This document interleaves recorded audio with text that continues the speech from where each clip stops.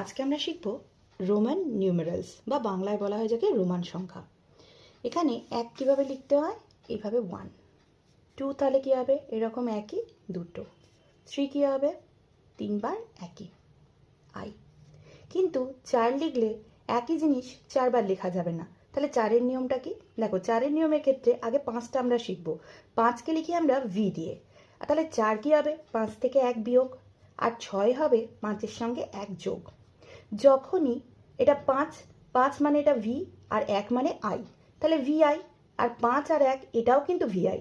তাহলে ভিআইটা কী করে লিখবো? দুটোই তো ভিআই নিশ্চয়ই হবে না। সেজন্য আমরা কি করব, যখনই বিয়োগ থাকে তখনই আগে আইটাকে বাম পাশে লিখব আর ভিটাকে ডান পাশে লিখব। এটার বেলায় যেহেতু আইটা প্লাস আছে তাই ভিটাকে বাম পাশে লিখব, আইটাকে ডান পাশে লিখব। দেখো দুটো জিনিসই ভিআই, ভি আর আই দিয়ে তৈরি, বাট এটা আইভি আর এটা ভিআই।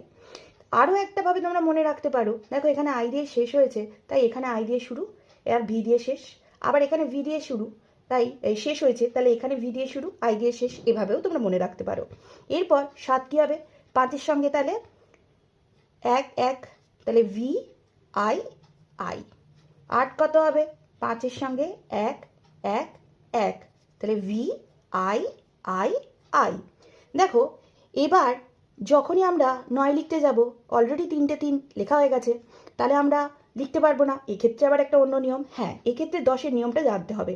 10কে লিখি আমরা এক্স দিয়ে, তাহলে 9 কত হবে 10 বিয়োগ 1, আর 11 কত হবে 10 যোগ 1। ঠিক আগের মতোই নিয়ম, বিয়োগ থাকলে আইটাকে এপাশে লিখব আর 10-এর জন্য এক্সটাকে এপাশে লিখব, আর এখানে প্লাস থাকার জন্য আইটাকে এপাশে লিখব, এক্সটাকে এপাশে লিখব।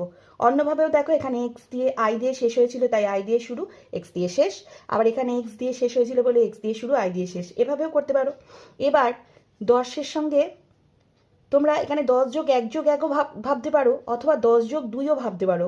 তোমরা 1 থেকে 9 পর্যন্ত তো রেখা শিখে ফেলেছো, তাহলে 10-এর সঙ্গে 2 থাকলে কি হয় দুটো 1, দুটো আই। 3 থাকলে কি হয় 3টে আই, এভাবেও লিখতে পারো 10-এর সাথে। তাহলে 14 কত হবে এক্স আই ভি, কারণ আমরা 4-এর ক্ষেত্রে নিয়ম জানি আই ভি, তাহলে এখানে এক্স আই ভি লিখে দিলাম। 15-ওর বেলায় কি হবে এক্স ভি, 16-ওর বেলায় হবে, এগুলো সব 10-এর সঙ্গে 6 যোগ হচ্ছে, তাহলে এক্স ভি আই।